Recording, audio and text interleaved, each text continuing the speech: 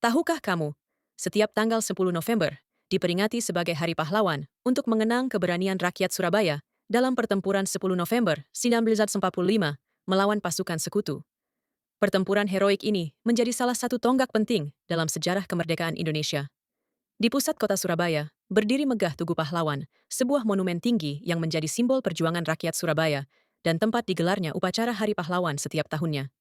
Selain dikenal dengan sejarahnya, Jawa Timur juga memiliki sejumlah museum modern dan edukatif. Salah satunya adalah Museum Majapahit di Trowulan yang menyimpan artefak peninggalan Kerajaan Majapahit. Di Surabaya, ada House of Sampoerna, museum interaktif yang menyajikan sejarah industri rokok kretek dan budaya Tionghoa. Sementara itu, Museum Edukasi Sains di berbagai kota, termasuk di kawasan Jatim Park, menawarkan pengalaman belajar sains yang menyenangkan bagi anak-anak dan keluarga.